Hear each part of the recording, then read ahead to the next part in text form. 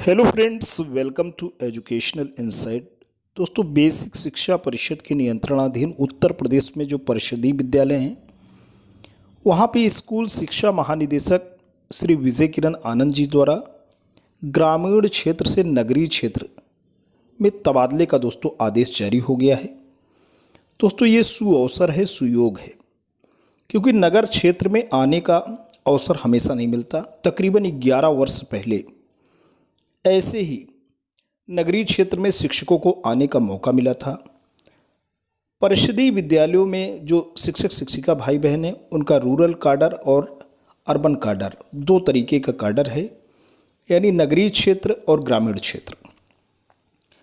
नगरीय क्षेत्र में जो विद्यालय हैं वो शहर में दोस्तों होते हैं विदिन 1, 2, 3 जो भी किलोमीटर का रेंज होता है। जैसे शहर है, जिस रेंज में नगरीय क्षेत्र दोस्तों स्थित है नगर पालिका के अंतर्गत, उसी रेंज के अंतर्गत विद्यालय होते हैं। यहाँ चैलेंज भी होता है, चूँकि शहरी क्षेत्र में तमाम निजी विद्यालय होते हैं, प्राइवेट इस्टेब्लिशमेंट के स्कूल होते हैं। मोस्टली शहरी क्षेत्र के जो बच्चे हैं वो इन्हीं निजी विद्यालयों में पढ़ने के लिए जाते हैं, तो बच्चे स्कूल को मिलना थोड़ा मुश्किल होता है। लेकिन दोस्तों, जो भी टैलेंटेड शिक्षक शिक्षिका भाई बहन हैं जिनके अंदर हाई स्पिरिट है और अपने घर के पास ही रहना चाहते हैं, वो अगर मेहनत करते हैं तो ज़रूर उन्हें दोस्तों बच्चे मिलते हैं और उनकी मेहनत रंग लाती है। और स्कूल का एक प्रकार से दोस्तों शैक्षिक गुणवत्ता की दृष्टि से भी कायाकल्प होता है। नगर क्षेत्र में तमाम ऐसे बच्चे होते हैं, ऐसे अभिभावक होते हैं जो कि अपने बच्चों को निजी विद्यालयों में दोस्तों भेज नहीं पाते हैं, उनकी आय की क्षमता नहीं होती है। इसके अलावा सरकार निःशुल्क एवं अनिवार्य शिक्षा के तहत बच्चों को तमाम चीज़ें निःशुल्क दोस्तों दे रही है। तो सबसे बड़ी बात तो दोस्तों ये है कि ग्रामीण क्षेत्र से नगरीय क्षेत्र में आपको आने का सुअवसर मिलेगा। तमाम शिक्षक शिक्षिका भाई बहन अपने ज़िला मुख्यालय से 50 से 60 किलोमीटर की दूरी पे दोस्तों जॉब कर रहे हैं, तो ये अपॉर्चुनिटी मिस बिल्कुल ना करें, क्योंकि इस बार अगर आपको मौका मिलेगा तो फिर कब मौका नेक्स्ट मिलेगा उसको अभी से प्रेडिक्ट नहीं किया जा सकता। आइए दोस्तों देखते हैं महानिदेशक स्कूल शिक्षा श्री विजय किरण आनंद जी ने क्या गाइडलाइंस बनाई हैं और आप उस गाइडलाइंस में अपने आप को कहाँ तक फिट पाते हैं। दोस्तों, महानिदेशक स्कूल शिक्षा उत्तर प्रदेश लखनऊ ने पत्र प्रेषित कर दिया है सेवा में प्रमुख सचिव बेसिक शिक्षा विभाग उत्तर प्रदेश शासन को। 14 अक्टूबर 2022 का पत्र निर्गत हुआ है। विषय है ग्रामीण क्षेत्र से नगर क्षेत्र में अवस्थित परिषदीय प्राथमिक विद्यालयों में कार्यरत सहायक अध्यापकों का विकल्प के आधार पर स्थानांतरण के संबंध में। महोदय, कृपया उपर्युक्त विषय इस कार्यालय के पत्रांक महानिदेशक स्कूल शिक्षा 11/323 दिनांक 31 मार्च, फिर पत्र संख्या 8236 दिनांक 24 दिसंबर 2020 का संदर्भ ग्रहण करने का कष्ट करें, जिसके द्वारा ग्रामीण क्षेत्र से नगर क्षेत्र में अवस्थित परिषदीय प्राथमिक विद्यालयों में कार्यरत सहायक अध्यापकों का विकल्प के आधार पर स्थानांतरण के संबंध में प्रस्तावित किया गया था। उक्त प्रस्ताव को निम्नवत संशोधित करते हुए पुनः प्रस्तावित किया जा रहा है। कुछ मॉडिफिकेशन किया गया है पहले से जो भी नियम कानून था। अब मॉडिफिकेशन क्या हुआ है? मॉडिफिकेशन दोस्तों ये हुआ है कि ग्रामीण क्षेत्र में अवस्थित परिषदीय विद्यालयों में कार्यरत सहायक अध्यापकों का नगर क्षेत्र में स्थानांतरण की प्रक्रिया NIC द्वारा विकसित सॉफ्टवेयर के माध्यम से संपादित कराई जाएगी। ऑनलाइन दोस्तों होना है। उल्लेखनीय है कि शासनादेश संख्या 5553 दिनांक 28 अक्टूबर 1996 द्वारा ग्रामीण क्षेत्र में अवस्थित परिषदीय विद्यालयों से नगर क्षेत्र में स्थानांतरण पर प्रतिबंध होने, नगर क्षेत्र में नवीन नियुक्ति का प्रावधान न होने एवं विगत वर्षों में अध्यापकों के सेवानिवृत्त होने के कारण नगर क्षेत्र के विद्यालयों में अधिक संख्या में अध्यापकों के पद रिक्त हो गए, जबकि परिषदीय प्राथमिक विद्यालयों में उत्तर प्रदेश अध्यापक तैनाती नियमावली वर्ष 2008 में निहित प्राविधान अनुसार ग्रामीण क्षेत्र में सहायक अध्यापकों के पद पर की गई नवीन नियुक्तियों से पर्याप्त संख्या में अध्यापक उपलब्ध हो गए। ग्रामीण क्षेत्र में अवस्थित परिषदीय प्राथमिक विद्यालयों में कार्यरत सहायक अध्यापकों से नगर क्षेत्र में अवस्थित परिषदीय प्राथमिक विद्यालयों में स्थानांतरण हेतु विकल्प के आधार पर निम्न कारणों से विचार किया जा सकता है। ग्रामीण क्षेत्र में स्थित परिषदीय प्राथमिक एवं उच्च प्राथमिक विद्यालयों में शिक्षक छात्र अनुपात पूर्व की तुलना में नवीन भर्तियों, पदोन्नति एवं समायोजन इत्यादि के कारण बेहतर हुआ है, जबकि नगरीय क्षेत्र में नियुक्ति पर प्रतिबंध होने, शिक्षकों की सेवानिवृत्ति इत्यादि कारणों से शिक्षकों की संख्या में अत्यधिक कमी हो जाने के कारण पठन पाठन का कार्य प्रभावित हो रहा है। कार्यालय स्तर पर उपलब्ध सूचना के आधार पर नगरीय क्षेत्र में अवस्थित प्राथमिक एवं उच्च प्राथमिक विद्यालयों की स्थिति निम्नवत है। अब नगरीय क्षेत्र में जो अवस्थित विद्यालय में कार्यरत अध्यापकों की संख्या और विवरण दोस्तों दिया गया है। पूरे प्रदेश की अगर हम बात करें तो नगरीय क्षेत्र में विद्यालयों की संख्या जो प्राथमिक विद्यालय हैं वो 3,906 है। बच्चों का नामांकन 4,29,090 है। आरटीई मानक के अनुसार शिक्षकों की अभी आवश्यकता है। 14,939 शिक्षक नगरीय क्षेत्र में रिक्वायर्ड है, जबकि काम कितने कर रहे हैं? 3,390 शिक्षक। कुल मिलाकर के दोस्तों जो हमारा राइट टू एजुकेशन एक्ट का मानक कहता है वो कहता है कि जो बच्चों का नामांकन है उसके हिसाब से हमें 14,939 शिक्षक उनकी शिक्षा दीक्षा के लिए चाहिए। काम कर रहे हैं 3,390। ज़रूरत कितनी है? 11,549 शिक्षक की ज़रूरत है। तो दोस्तों आप मान के चलिए कि पूरे प्रदेश से ग्रामीण क्षेत्र से नगर क्षेत्र में 11,549 शिक्षकों का तबादला होना है। 77% टीचर्स रिक्वायर्ड हैं। आप खुद ही सोच सकते हैं कि नगरीय क्षेत्र में विद्यालयों की स्थिति क्या होगी। जहां 100 शिक्षक जरूरी हैं, 100 के सापेक्ष दोस्तों 30-32% शिक्षक कार्य कर रहे हैं। आप मान के चलिए कि 77% शिक्षकों की वहां आवश्यकता है। वहीं अगर उच्च प्राथमिक विद्यालयों की बात करें तो 1,198 उच्च प्राथमिक विद्यालय हैं। 1,08,368 बच्चों का नामांकन है। आरटीई मानक के अनुसार शिक्षक की संख्या 4,430 है। कार्यरत शिक्षकों की संख्या 2,630 है। और जो रिक्वायर्ड टीचर्स हैं, जिनकी ज़रूरत है, जिनकी आवश्यकता है इस मानक को पूरा करने के लिए, 1,800 शिक्षक। कुल मिलाकर के उच्च प्राथमिक विद्यालयों की स्थिति ठीक है। वहाँ 60% शिक्षक अभी कार्य कर रहे हैं, 40% की उनको ग्रामीण क्षेत्र से ज़रूरत है। लेकिन बिल्कुल क्लियर है कि प्राथमिक विद्यालय, उच्च प्राथमिक विद्यालय दोनों जगह शिक्षकों की आवश्यकता है। अब बात करें उपरोक्त अनुसार नगरीय क्षेत्र में अवस्थित प्राथमिक विद्यालयों में आरटीई मानक के अनुसार 11,549 यानी 77% तथा उच्च प्राथमिक विद्यालयों में 1,800 यानी 40% पद खाली हैं।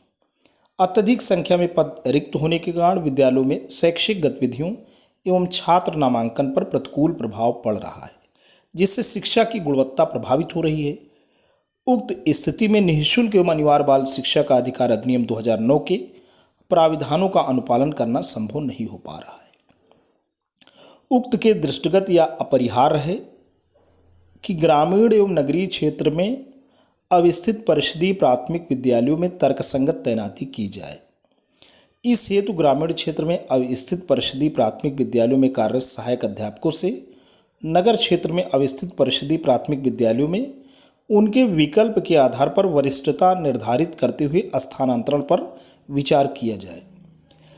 अब ग्रामीण क्षेत्र से नगर क्षेत्र में अवस्थित परिषदीय प्राथमिक विद्यालयों में कार्यरत सहायक अध्यापकों का विकल्प के आधार पर स्थानांतरण के संबंध में संशोधित प्रस्ताव दोस्तों अब निम्नवत है। बहुत ही इम्पोर्टेंट यहाँ दोस्तों बात हो रही है। पहला बिंदु है स्थानांतरण प्रक्रिया के लिए जनपद स्तर पर जिला अधिकारी की अध्यक्षता में निम्नवत समिति होगी, जो निर्धारित प्रक्रिया के अनुसार विकल्प प्राप्त कर वरिष्ठता निर्धारित करते हुए स्थानांतरण की कार्यवाही पूरा करेगी। जिलाधिकारी महोदय इसके अध्यक्ष होंगे। मुख्य विकास अधिकारी महोदय उपाध्यक्ष होंगे। प्राचार्य जिला शिक्षा एवं प्रशिक्षण संस्थान सदस्य होंगे। जिला बेसिक शिक्षा अधिकारी महोदय सदस्य सचिव होंगे और अंत में वित्त एवं लेखाधिकारी बेसिक शिक्षा के सदस्य होंगे, एओ बेसिक। अब दूसरा बिंदु ये दोस्तों कमेटी है जो कि देखेगी कि प्रॉपरली जो वरिष्ठता है, सीनियरिटी, उसको मद्देनज़र रखते हुए शिक्षक रूरल एरिया से नगरीय क्षेत्र में तैनात किए जाए।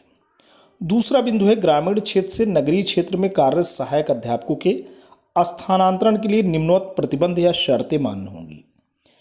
पहली शर्त क्या है कि ग्रामीण क्षेत्र में अवस्थित परिषदीय विद्यालयों में कार्यरत सहायक अध्यापकों का नगर क्षेत्र में स्थानांतरण की प्रक्रिया एनआईसी द्वारा विकसित सॉफ्टवेयर के माध्यम से संपादित कराई जाएगी। जो कुछ भी है दोस्तों वो ऑनलाइन है, कुछ भी मैनुअल नहीं है, नियमानुसार होगी, पारदर्शी प्रक्रिया होगी। दूसरा बिंदु है ऐसे सहायक अध्यापक या अध्यापिका जो अपनी तैनाती या कार्यरत जनपद में आवेदन करने की अंतिम तिथि तक न्यूनतम 10 वर्ष की संतोषजनक सेवा पूर्ण कर चुके हैं, वह आवेदन करने हेतु पात्र होंगे। 10 साल की सेटिस्फैक्ट्री आपकी सर्विस होनी चाहिए। ऐसे ही टीचर इसमें दोस्तों अप्लाई कर पाएंगे जिन्होंने 10 साल की संतोषजनक सेवा पूर्ण किया हो, किसी भी प्रकार का दोस्तों अनुशासनिक कार्रवाई न हुआ हो। Satisfactory 10 years of teaching experience is required for coming into urban area. नगर क्षेत्र में आपको आने के लिए 10 साल की संतोषजनक सेवा जरूरी है।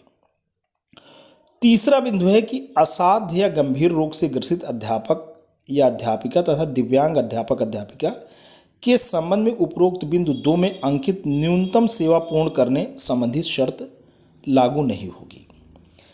ऐसे लोग जो कि क्रॉनिक उनको इलनेस है या उनको फिजिकल प्रॉब्लम है, उनके लिए एटलीस्ट 10 years का जो सेटिस्फैक्ट्री वर्क है दोस्तों वो लागू नहीं होगा।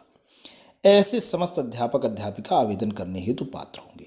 कोई बीमारी हुई है जो कि गंभीर बीमारी है, क्रॉनिक इलनेस है, जैसे कैंसर हुई या और भी कोई बीमारी है जो असाध्य एवं गंभीर बीमारी की श्रेणी में आती है, उसको भी दोस्तों परिभाषित यहाँ पे करना होगा। ऐसी अगर बीमारी हुई है तो जरूरी नहीं कि 10 साल की सेवा पूरी की हो, वो रिलैक्सेबल है या फिजिकल किसी भी प्रकार का प्रॉब्लम है तो ये शर्त लागू नहीं होगी। चौथा बिंदु कहता है ऐसे शिक्षक शिक्षिकाएं जिनका वेतन भुगतान नियमित रूप से हो रहा हो, वह संतोषजनक सेवा पूर्ण की हो, वही आवेदन हेतु पात्र होंगे। वेतन दोस्तों बाधित ना हो, ये भी बहुत इंपॉर्टेंट है। सेटिस्फैक्ट्री सर्विस हो, वही पात्र होंगे। पांचवा बिंदु है ग्रामीण क्षेत्र में अवस्थित परिषदीय विद्यालय जिनमें 2 या 2 से कम अध्यापक कार्यरत हैं। ऐसे विद्यालयों के अध्यापक या अध्यापिका आवेदन करने हेतु पात्र नहीं होंगे। मान लीजिए आप 10 साल से सेवा दे रहे हैं, लेकिन आप जिस विद्यालय में शिक्षक शिक्षिका हैं वहाँ 2 ही शिक्षक हैं, आपको लेकर के 2 ही शिक्षक हैं, तो आप नगर क्षेत्र में आने के दोस्तों पात्र नहीं हैं, एलिजिबिलिटी आपकी नहीं है। छठा बिंदु है स्थानांतरण में यह ध्यान रखा जाए कि स्थानांतरण उपरांत ग्रामीण क्षेत्र में अवस्थित संबंधित परिषदीय विद्यालय में 2 अध्यापक कार्यरत बने रहें। ये भी ध्यान रखना है कि ग्रामीण क्षेत्र से आप आ रहे हो, नगर क्षेत्र में आप आ रहे हो, तो ऐसा नहीं है कि जैसे 3 शिक्षक किसी विद्यालय में हैं तो 1 आ सकता है, 2 ऑलरेडी वहाँ पे बने रहे। ऐसा नहीं है कि 3 शिक्षक हैं तो 2 भाग आएंगे, 1 बना रहेगा, ऐसा कुछ नहीं है। 2 शिक्षक एटलीस्ट, जिस स्कूल से शिक्षक जा रहा है वहाँ एटलीस्ट 2 टीचर्स रिक्वायर्ड हैं। अब ग्रामीण क्षेत्र से नगरीय क्षेत्र में स्थानांतरण हेतु आवश्यक तकनीकी चरण क्या है? पहला है जनपद में उपलब्ध रिक्तियों का चिन्हांकन करते हुए उक्त सूचना को निर्दिष्ट वेबसाइट पर प्रदर्शित किया जाएगा। तो जनपद में कितनी खाली सीटें हैं दोस्तों, वेबसाइट पे वो चीज़ें डिस्प्ले होंगी। नगर क्षेत्र में स्थानांतरण की पूर्व अध्यापकों से इस आशय का शपथ पत्र लिया जाएगा कि वह नगर क्षेत्र में स्थानांतरण के बाद अपने काडर में सबसे निम्न स्थान पर होंगे। सीधी सी बात है दोस्तों, अगर आप रूरल काडर से अर्बन काडर में आते हैं, नगरीय संवर्ग में आते हैं, तो सीधी सी बात है जो ऑलरेडी नगरीय संवर्ग में हैं उनसे आप बॉटम पे तो होंगे ही, इसमें कोई बड़ी बात नहीं है। जो लोग हैं नगर क्षेत्र में, ऑलरेडी बहुत कम लोग हैं, उसमें अगर आप आते हो तो नगरीय जो काडर होगा उसमें बॉटम पे आप जाते हैं, उसमें कोई दिक्कत नहीं है। अब ग्रामीण क्षेत्र से नगरीय क्षेत्र में अवस्थित विद्यालयों में विकल्प के आधार पर स्थानांतरण हेतु केवल ऑनलाइन आवेदन एनआईसी लखनऊ द्वारा विकसित वेबसाइट पर स्वीकार किए जाएंगे। मैनुअल आवेदन पत्र जैसे रजिस्टर्ड या स्पीड पोस्ट, कोरियर, दस्ती आदि स्वीकार नहीं किए जाएंगे। विद्यालय आवंटन ऑनलाइन प्रक्रिया द्वारा पृथक से किया जाएगा। ऑनलाइन प्रोसेस के तहत स्कूल दोस्तों अलॉट होंगे, कोई दिक्कत नहीं है। आगे चलते हैं। निर्धारित प्रक्रिया अनुसार आवेदन पत्र अंतिम रूप से सबमिट करने के उपरांत ही पूर्ण माना जाएगा, अन्यथा की स्थिति में आवेदन पत्र निरस्त माना जाएगा। फाइनली आपने सबमिट नहीं किया है तो आपका कैंसिल माना जाएगा। आवेदन पत्र में अध्यापक द्वारा की गई किसी त्रुटि या गलत आवेदन के लिए वह स्वयं उत्तरदायी होगा तथा अंतिम रूप से सबमिट किए गए आवेदन पत्र में किसी भी प्रकार का संशोधन या परिवर्तन किसी स्तर पर अनुमोदन नहीं होगा। किसी भी प्रकार का अगर आपका त्रुटि है और फाइनली आपने फॉर्म को सबमिट कर रखा है तो कोई मॉडिफिकेशन दोस्तों होगा नहीं। इसलिए फॉर्म को बहुत सोच समझ कर, विचार विमर्श करके, चिंतन मनन करके तो ही फाइनली सबमिट करें। रजिस्ट्रेशन के समय आवेदक द्वारा अपना पूर्ण विवरण ऑनलाइन रजिस्ट्रेशन पत्र में भरा जाएगा तथा फोटो एवं हस्ताक्षर निर्दिष्ट स्थान पर करके अपलोड किया जाएगा। दोस्तों ये आप बहुत ध्यान रखें, आप फोटो लगा देते हैं और कभी कभी आप सिग्नेचर दोस्तों नहीं करते हैं, तो फोटो सिग्नेचर दोनों ही जरूरी है। अब यहाँ पे रजिस्ट्रेशन पत्र में आवेदक द्वारा भरे गए मोबाइल नंबर पर एसएमएस के माध्यम से वन टाइम पासवर्ड ओटीपी भेजा जाएगा, जिसे वेबसाइट पर निर्दिष्ट स्थान पर भरकर रजिस्ट्रेशन पत्र का प्रिंटआउट अध्यापकों द्वारा लेते हुए रजिस्ट्रेशन पत्र सुरक्षित रखा जाएगा। छठा बिंदु है, रजिस्ट्रेशन के उपरांत अध्यापक या अध्यापिकाओं द्वारा अपना आवेदन पत्र निर्धारित प्रक्रिया अनुसार पूर्ण किया जाएगा। संबंधित अध्यापक या अध्यापिकाओं द्वारा भरे गए रजिस्ट्रेशन पत्र एवं आवेदन से संबंधित अभिलेखों की छाया प्रतियों को स्वप्रमाणित कर जिला बेसिक शिक्षा अधिकारी कार्यालय में निर्धारित तिथि तक जमा करना अनिवार्य होगा। अब यहाँ पे कह रहे हैं कि रजिस्ट्रेशन का जो फॉर्म है और उसके साथ जो भी डॉक्यूमेंट्स रिक्वायर्ड है उसकी फ़ोटोकॉपी सेल्फ अटेस्ट करके जिला बेसिक शिक्षा अधिकारी कार्यालय में आपको एक डेट दी जाएगी, उस नियत तिथि के अंदर आपको जमा करना होगा।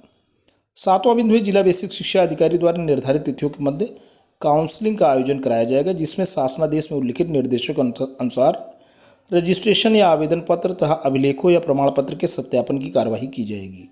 तत्पश्चात जिला बेसिक शिक्षा अधिकारी द्वारा निर्धारित तिथियों के मध्य ऑनलाइन सत्यापन की कार्यवाही की जाएगी। ग्रामीण क्षेत्र के प्राथमिक विद्यालय में कार्यरत अध्यापकों से ऑनलाइन आवेदन पत्र आमंत्रित कर उपलब्ध रिक्तियों के सापेक्ष वरिष्ठता के आधार पर स्थानांतरण की कार्यवाही की जाएगी। अब गुणांक के आधार पर जो वरिष्ठता है, सीनियरिटी है, उसका निर्धारण का मानक दोस्तों ये है, सेवा के प्रत्येक पूर्ण वर्ष के लिए 1 अंक, यानी 15 साल आपने सेवा किया है तो 15 अंक मिल जाएंगे। असाध्य या गंभीर रोग से ग्रसित अध्यापक अध्यापिका स्वयं या उसका पति, या अगर पत्नी है तो पति है तो उसकी पत्नी, अविवाहित पुत्र या पुत्री तो 15 नंबर दोस्तों मिलेंगे। दिव्यांग अध्यापक अध्यापिका स्वयं या उसका पति, या पति है तो उसकी पत्नी, अविवाहित पुत्र पुत्री 10 अंक मिलेंगे। शिक्षक शिक्षिका जिनके पति या पत्नी सरकारी सेवा जैसे कि भारत सरकार या भारतीय थल सेना, भारतीय वायुसेना, भारतीय नौसेना, केंद्रीय अर्धसैनिक बल एवं उत्तर प्रदेश सरकार व उत्तर प्रदेश बेसिक शिक्षा परिषद प्रयागराज के अधीन में कार्यरत हैं तो दोस्तों 10 अंक ये भी मिल जाएगा पति पत्नी का। एकल अभिभावक पुत्र पुत्रियों का अकेले पालन करने वाले अध्यापक को दोस्तों 10 अंक मिल जाएंगे। 5 पॉइंट आपने देखा, महिला अध्यापिका है तो उसे 5 अंक स्वतः मिल जाएगा। राष्ट्रीय पुरस्कार प्राप्त अध्यापक अध्यापिका है तो 5 अंक मिलेंगे। राज्य पुरस्कार प्राप्त अध्यापक अध्यापिका है तो 3 अंक मिलेंगे।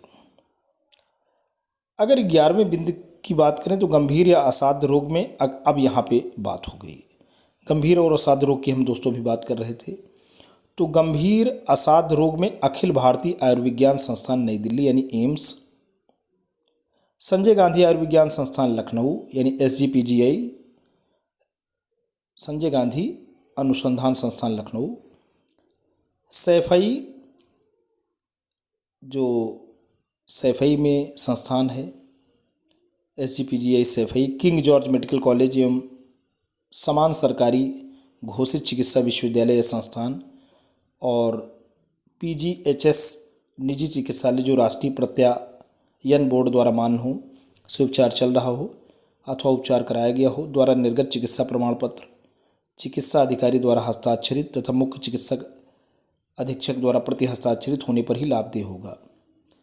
अब यहाँ पे बात हो रही दिव्यांग अध्यापक अध्यापिकाओं को मुख्य चिकित्सा अधिकारी द्वारा निर्गत प्रमाण पत्र जिनकी विकलांगता 40% या उससे अधिक होगी, अध्यापक या अध्यापिकाओं द्वारा उपलब्ध कराए गए अभिलेखों के सत्यापन में अभिलेख फर्जी या कूटरचित पाए जाने पर संबंधित अध्यापक के विरुद्ध नियमानुसार विधिक कार्रवाई की जाएगी।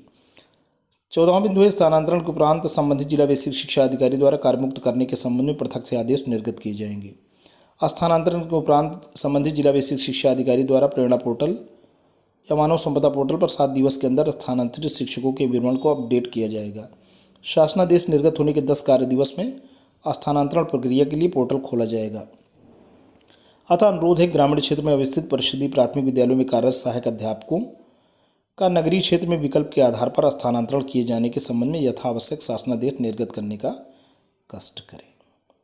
श्री विजय किरण आनंद जी, महानिदेशक स्कूल शिक्षा उत्तर प्रदेश लखनऊ। विशेष सचिव बेसिक शिक्षा शिक्षा अनुभाग 5 उत्तर प्रदेश शासन को सूचनार्थ एवं आवश्यक कार्रवाई हेतु प्रेषित हुआ है। इसके अलावा शिक्षा निदेशक बेसिक उत्तर प्रदेश लखनऊ को और अंत में सचिव उत्तर प्रदेश बेसिक शिक्षा परिषद प्रयागराज को।